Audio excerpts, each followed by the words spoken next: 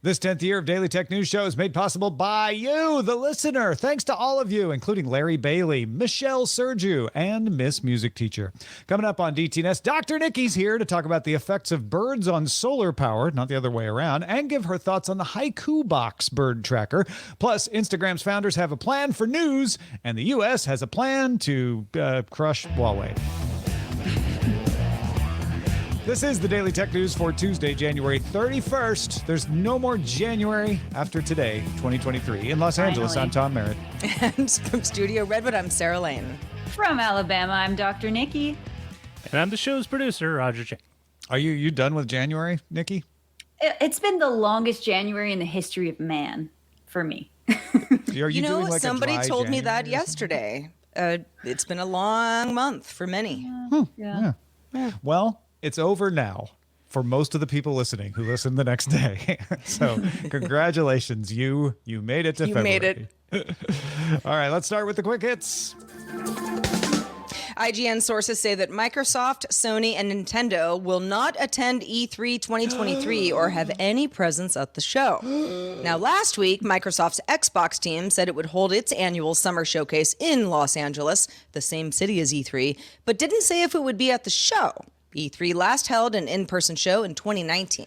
Everybody's freaking out about this, but isn't this usually what has been the last several years when they actually had the show? Like, Microsoft has an announcement near, Sony has an announcement near, but neither one of them are at the show. I guess people thought everybody would come back. It would bring them all back together. Yeah.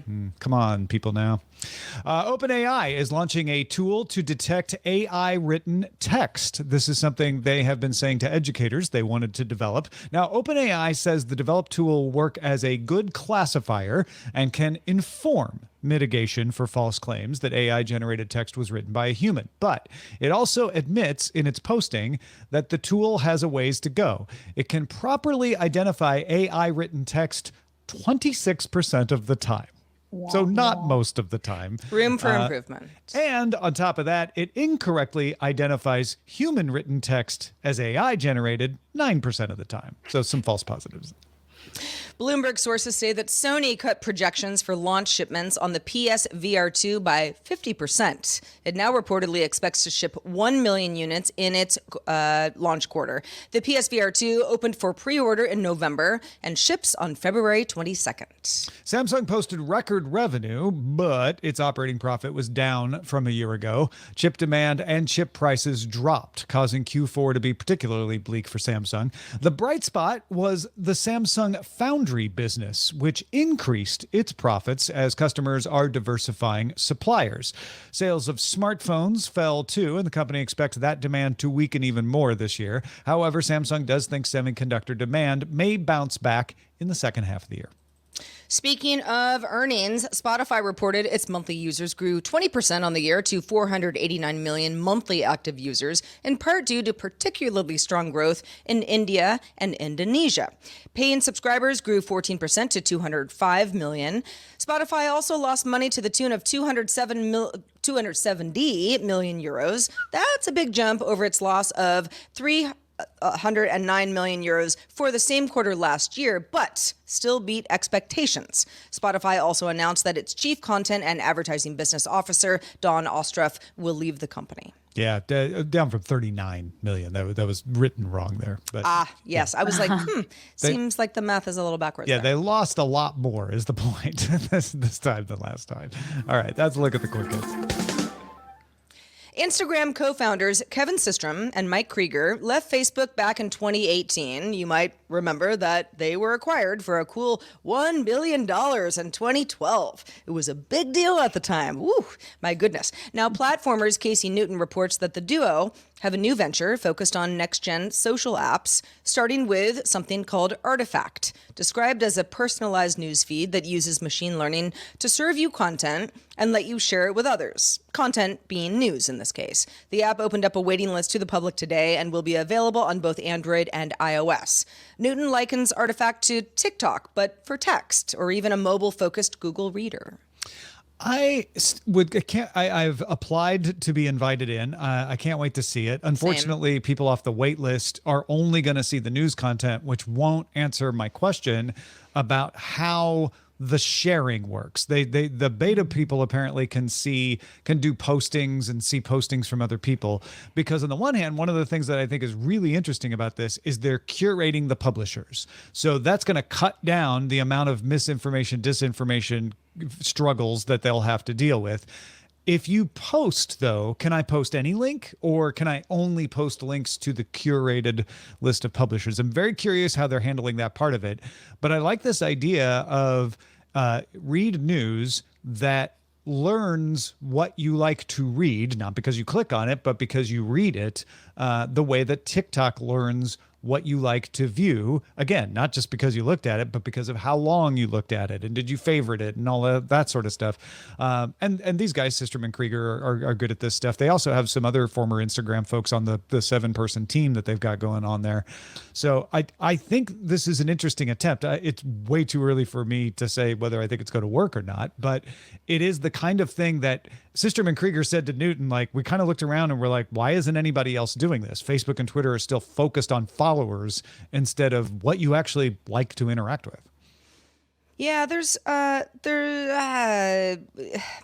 lot of people who work in media and who write things that might be part of Artifact going forward are sort of saying, like, first of all, this has been done before and it never worked. Second of all, this is taking the control out of the publisher's hands, because Sarah, if she's Artifact user who likes a certain story based on her circle of friends and what she's liked in the past, may get something that is not like actually the best story of the day, which is something that is sort of put together in other senses.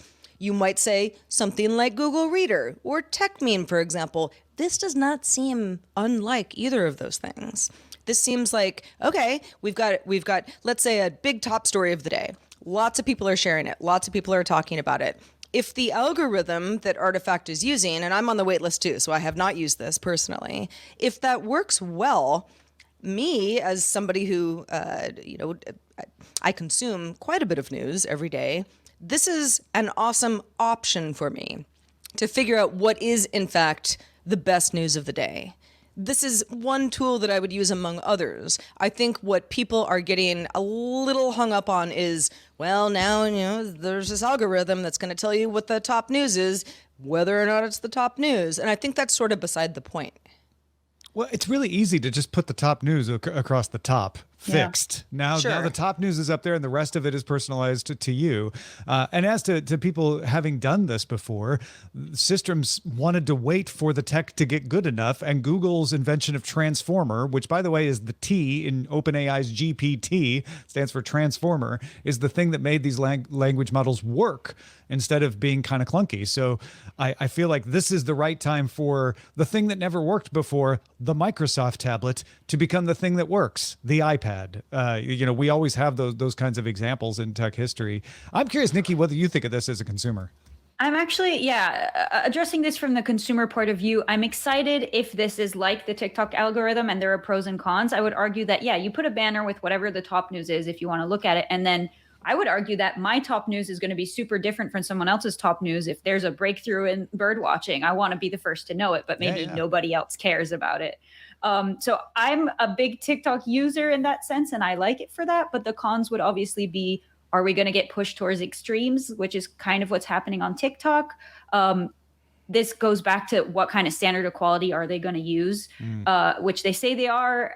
We don't really know how that's going to be implicated, but I'm excited to see what it brings, because this would lead me to sort of tend towards reading the news a little bit more for stuff that I like and avoid stuff that I don't really want to hear about, even though it's the important news.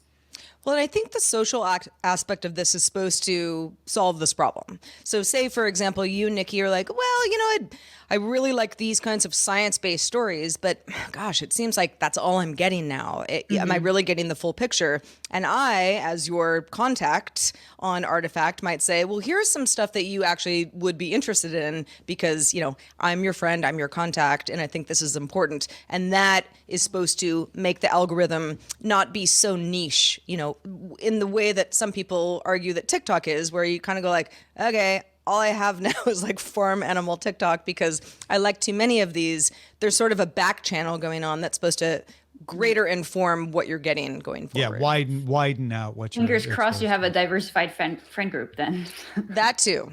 Yeah. All right. Let's move on to talk about Huawei. Back in July 2019, let's refresh some memories here. The United States added Huawei, which is a Chinese tech company. They're known for phones, but they make networking equipment.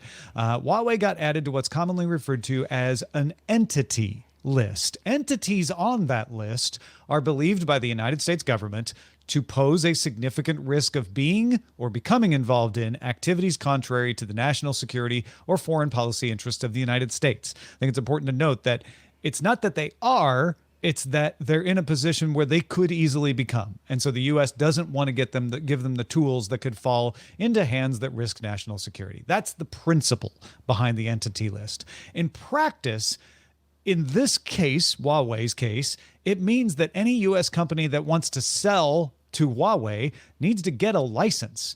It's not a ban. It's always described as a ban, but it's really licensing. That applies to non-U.S. companies that are using U.S. companies' intellectual property or equipment, as well as to U.S. companies themselves. So to put it another way, if you don't get approval, you can't sell to Huawei or sell to a company that will use your property to sell to Huawei. So let's talk about the exceptions. It's not a ban. Sarah, what kind of licenses are we talking about here? Yeah, so the U.S. has mostly denied licenses for tech related to building out 5G networks, which was the heart of Huawei's business back in 2019. But the U.S. has been granting licenses to companies like Intel and Qualcomm to sell non-5G stuff to Huawei. So, for example, Qualcomm can make some money selling 4G tech, but Huawei can't get their parts to build 5G phones or networking equipment. So you might ask, what effect has this had on Huawei? Yeah, it has almost eliminated Huawei's phone and network equipment worldwide sales. They still sell in China, but even there, they're not selling a lot. Huawei phones have dropped out of the top 5 in China. They spun out the Honor phone company, which had been part of Huawei. They spun it out so it would be a separate company and not subject to the restrictions. It also has encouraged Huawei and the Chinese government to accelerate plans to develop chips domestically. That's going to take years, though, so that's not proving to be anything they can use immediately. And in the short term, Huawei has retooled to provide more enterprise and cloud services. The company believes it is out of crisis mode finally after a few years here, 4 years to be exact, and will be back to business as usual, according to their CEO. So Huawei finally dug out from under the restrictions. Your move, United States. Well, this is potentially bad news for Huawei because it looks like the restrictions will increase. Now, depending on who you ask, the Financial Times says that the U.S. has decided to stop issuing licenses to sell to Huawei. On the other hand, the Wall Street Journal's sources say that such a move is being considered, but hasn't been made yet. Reuters sources say the department is drafting new policies that would restrict products related to 4G, Wi-Fi 6 and 7, AI, as well as cloud and high-performance computing. The Wall Street Journal also says the department might widen the restrictions on part suppliers to Huawei as well. That would open it up somewhat. All of that would be designed to send Huawei back into crisis mode. Yeah, so now we're talking almost ban, like at the point where you can't sell 4G and Wi-Fi 6. I mean, I guess you could sell 3G Shadow stuff ban. to them. Yeah, but this is getting closer to an effective ban on selling. I think this is personal at this point. The United States has not put as severe restrictions even on ZTE, which they also put on the entity list and then loosened up around. There is something about Huawei where the United States is not easing up, and it's tightening the screws. Any other thoughts on Huawei before we move along? I guess my only thoughts are, like how bad is this going to be for Huawei? It seems it's going to be pretty bad. I'd be worried if I was them. Yeah. Yeah. Well, because they moved into cloud stuff, and now they're like, don't sell them cloud stuff. Like, it won't stop them from being able to do cloud altogether, but it's going to affect it. It's going to slow it down, make it harder. Fun. Yeah, I guess, Huawei sort of has the scarlet letter where it's like the company is like, okay, well, let's see what we can do. And the U.S. is like, not that either. Yeah. And what we know, there's allegations that Huawei is involved closer with the Communist Party and the army than other companies in China are. There is definite proof that they were selling to Iran in a way that skirted rules that should have prevented them from selling to Iran if they wanted to do business in the United States. I feel like it's that. There's something involved in what they gave to Iran that caused the U.S. government to say, unforgivable, we're going to crush you, because that looks like what they're trying to do. Folks, if you're feeling social, you can get in touch with us on the social media. DTNS Show on Twitter. That's DTNS Show with 2 S's. TikTok is Daily Tech News Show, just like it sounds, Daily Tech News Show. And DTNS Pix with an X, DTNS PIX on Instagram. The Energy Innovation Think Tank published a study estimating that the cost of wind and solar is coming down below other kinds of power plants. UK think tank Ember reports solar and wind power passed natural gas in the EU last year. As far as, I know it passed gas. Sorry. I get it. Yeah. As a percentage of the energy used. The solar part of this, not the gas part, is likely to attract more investors in solar panels, but it turns out that solar panels themselves are likely to attract birds because of the warmth given off by the panels. They provide shelter for nests. Bird droppings and drop debris from their presence, however, as you can imagine, can reduce the efficiency of a solar panel and even damage them, leading to higher ownership costs. Lots of methods have been tried to ward off birds from nesting there, but the only effective one is the use of elevated grids of wires called gull wires on poles. However, I have an idea because I've seen Star Wars. Niki, could we use lasers? Funny that you say that. Solar Power World has reported that some companies have decided they are going to use lasers to ward off birds from their crop fields, food production facilities, but also solar panels. So this sounds a little bit sci-fi, but apparently it's being used. So there's like these security camera style poles with lasers at the top of them. And it identifies the birds as a solid object and it points towards them. And according to this story, the system reduces unwanted bird populations up to 90%.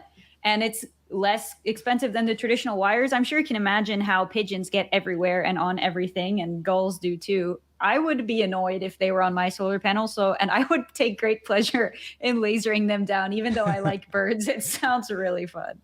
We should be clear. The lasers do not explode or roast the birds. Unfortunately.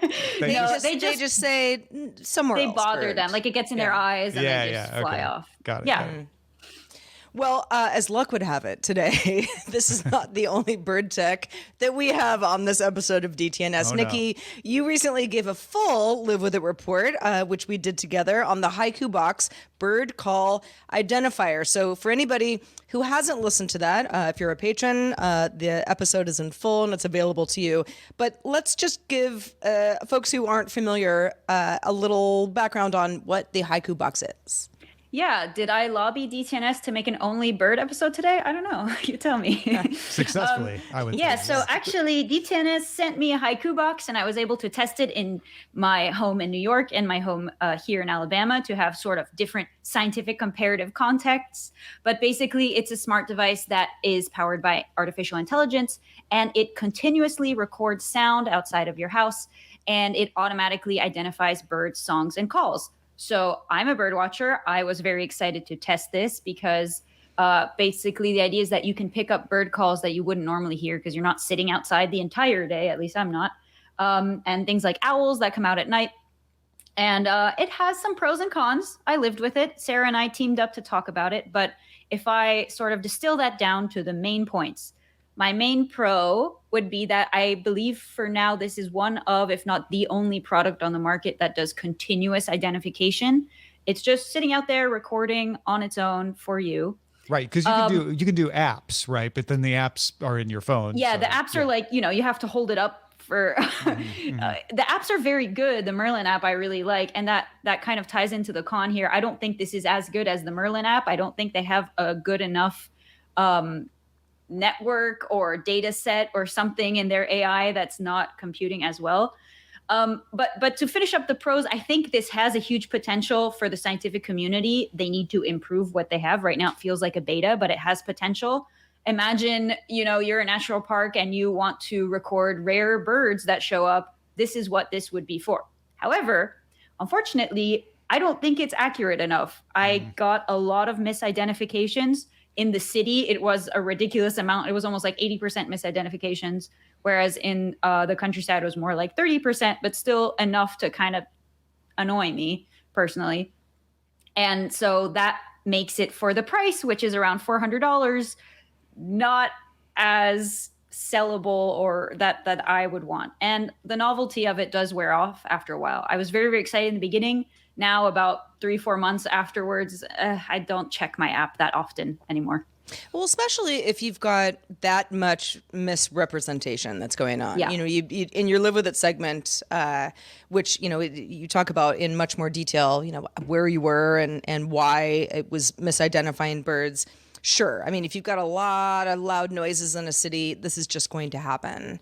And if you've got an app that works well, but isn't really allowing you passive recording that you can look at later, where you have to like hold a phone up, near like what you think is a woodpecker, making a cool sound. That's fine as long as you're able to do that. But that's not really what the Haiku box is for, right? The Haiku box is like, I'm doing all your work for you. And Exactly. if you care about this, you get all the data later and then say, ooh, look at all these birds that it identified. But if it's not identifying even 50% of birds accurately, then yeah, $400 is like, maybe like a first gen of something that could be a lot better. Yeah. And my point is the hardware is there. They just need to improve their neural network or their machine learning or their data set to include like city sounds, which I don't think they did, honestly. Yeah, it sounds like it's really designed for quieter areas, not really designed for the city, which is fair. And it sounds like something that can be improved. I wouldn't be shocked if we revisited this in 3 or 4 years, if this is incredibly accurate. If they get enough data, if they get enough people using it in the real world, that they can learn what was an actual garbage truck and what was not. And I'm really optimistic for that. Yeah. They're a really, really small company. They're NSF funded, so I'm excited for them. And they're really responsive. I emailed them and they changed stuff in the app for me. So I'm very excited for these guys. They need to up their game. I understand with 4 people on their team, it's like harder than you'd think, but I'm rooting for them. I'd like to cover them again in the future. Yeah, I feel like if you're a birder who's techie and are okay spending $400, Extra like cash. you should jump in on this and help them, right? Yeah. But it's kind of an enthusiast thing at this point. Well, and It's as you niche, said, yeah. Nikki, that you had contacted them and they were like, interesting feedback. Thank you. We will implement that. Like, I mean, that's the kind of team you want to talk to, even if Definitely. they're small and nimble, it's like, wow, okay, I can actually help make this product better based on my enthusiasm for it.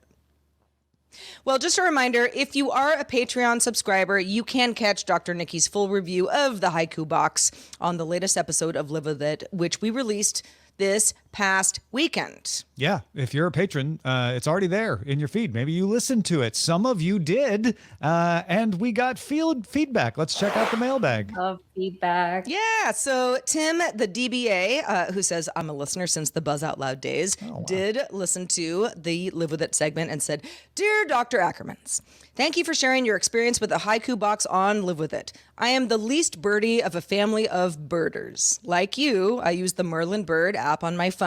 I find it quite error-free in the various environments around me. Picks up birds that are just on the edge of my range of hearing. The more avid birder members of my family find it quite suitable. If I wanted to improve its sound recognition, I suppose I could purchase an external mic for my phone. And if I wanted to leave it on overnight, I suppose I could buy an external flash drive. No pricey extra hardware, no subscription. So I fail to see the draw of the Haiku box. From your Live With It, it seems like you do too. And then Ulrike commented on the Live With It post on Patreon on the topic of peregrine falcons in New York City. Ulrike says, there are actually a lot of them. Skyscrapers mimic the falcon's natural cliff habitat, and scientists have been encouraging peregrines to call cities home for decades. True, not as many as the haiku box thought, which was Probably definitely not. the garbage truck, and not like 2 times a morning right in front of my apartment on Yeah. 2nd Avenue. But there are quite a few, but like you're happy if you see one. And then as to Tim's point, what do you think of the idea of like, yeah, just put a battery pack and a phone and a flash drive, and then you It's can a just cheaper use way the of Merlin doing app? exactly what they Yeah. did. Yeah, you could DIY it. If you want to do that, I think you would get the same result. I don't know how long Merlin were actually run for. I've run it for about 30 minutes. I haven't tried doing it longer, and I had to keep pressing on it. Yeah. If you have the cash. Stoic Squirrel says, for some reason, there are a lot of peregrine falcons in Manhattan, but fewer in the other boroughs. Is that because of Less skyscrapers. high rents and The commute is just killer. They have expensive pallets. Yeah. Well, let's keep the bird theme running, shall we? Let's do it. The flightless dodo bird, which you probably have not come in contact with because it's been extinct since 1662, but once lived on the island of Mauritius. Now, U.S. biotech company Colossal Biosciences, based in Austin, Texas, wants to bring the dodo back through de-extinction by using large-scale genome engineering, which also hopes to morph some modern elephants back into woolly mammoths and resurrect the Tasmanian tiger. MIT Technology Review published an interview with Colossal CEO Ben Lamb, who describes including sequencing of ancient DNA and also cloning, even artificial wombs to achieve this particular goal. So, where do they get where they need to do this? Ben Shapiro, a specialist in ancient DNA at the university. Beth Shapiro. Shapiro. Thank you, Nikki. Not Ben, she's Beth. Ancient DNA at the University of California, Santa Cruz says that she and coworkers were able to recover detailed DNA information from 500-year-old dodos, which is currently held at a museum in Denmark. Now, Colossal plans to try to modify the bird's closest living relative, the Nicobar pigeon, turning it step-by-step into a dodo and possibly rewilding the animal in its native habitat. Niki, this sounds very difficult. Is it possible? I have strong opinions. I'm glad you guys brought this up so that I can shoot it down. First of all, Beth Shapiro, great geneticist. I don't know her personally, but I know her work. She's a consultant, so we don't have to smash down on her. Really cool that they're getting into the dodo genome. We are very, very far away from cloning extinct animals. Ethically, terrible idea. Rewilding, ethically, also terrible idea. I have a lot to say about this. I honestly think this company is just getting people's money, and they're not going to deliver on their promises. If you wanted to, and you can see that because they're going from mammoth to Tasmanian tiger down to dodo. It's getting smaller and smaller over the years. And they haven't done any of them, right? Like, no, they're not even. Yeah. We're nowhere close to this. And just saying like, oh yeah, their closest relative is the Nicobar pigeon. I don't know if people realize like that's not close. Like they're not the same species. There's a lot of huge gaps in DNA that you just need to fill. And it's not Jurassic Park. And Jurassic Park already shows us problems. I'm very passionate about this topic. I'm trying to calm myself down. But if you took even this as an example, like the dodo, first of all, is like 6 or 7 times bigger than Nicobar pigeon. Their eggs are probably completely different. Like we are nowhere near this kind of technology. It's cool that we know things more about their DNA, but the artificial wombs, like we are not there with that. Cloning, no. Just they're taking people's money for fancy speeches, and they're doing, I don't know what they're doing with it, but they're not cloning stuff yet. So. What was interesting in this article is they pointed out that an egg, a bird egg, is essentially a big cell. The nucleus that you would usually use to clone is the yolk of the egg. So cloning doesn't work with a bird egg. You have to get into the gonads and try to use that to modify the genes, which they apparently can do with chickens, but they haven't been able to make it work outside of chickens. So it sounds like, this is very far away from being something they could do. Wanted to think about the mammoth, one of the many, many blockades is like, in order to produce a mammoth, you would have to put a baby cloned woolly mammoth in a adult mammoth and have it give birth that way, but an adult elephant. But we're already in zoos not able to have like healthy births from elephants. It's very, very hard, and a lot of them die in the process. So ethically, you'd need about 80 elephants to even try to make this work, and just like assume that we're gonna have them die. Like, this is going nowhere. Yeah. Sorry, I'm like, I love Jurassic Park, but it's not going to happen. The one technical thing I'll do before we move off of this, Colossal spun out a bioinformatics company called Form Bio, which is selling its software to help manage lab results. I feel like that's what this company is going to end up being known for. It's the AWS effect. The tools it makes along the way to whatever they end up doing or not doing will probably end up being the profitable part of this company. Yeah, maybe the big advertisement pull is just to fund that kind of stuff in the end. Maybe. But this is frustrating to scientists because it's pseudoscience and people are believing it, and then yeah, we're not getting dodos or mammoths or Tasmania tigers anytime and soon. Not that That's I wouldn't be the takeaway. first person on the plane if Absolutely. we did. Yeah, ethically, absolutely. I'm not happy about it. I would still go visit them. Well, this is why we had you on the show, Dr. Niki. I mean, this is exactly why, because when I saw the story this morning, I was like, wow, sounds pretty cool. I'd love to see a dodo in the wild. Sure. Turns out there are ethical issues, even if that were to be possible, which it doesn't seem like it will be for some time. So thank you for shedding a little bit of scientific light on that, and let folks know where they can keep up with what else you do. Yes. Thank you for having me. I love coming on this show. I'm at Ackermans Nicole on Twitter, and NicoleAckermans.com is my website. Come and check out what I do. And my brand new lab is up and running at the University of Alabama. Roll Tide. Very cool.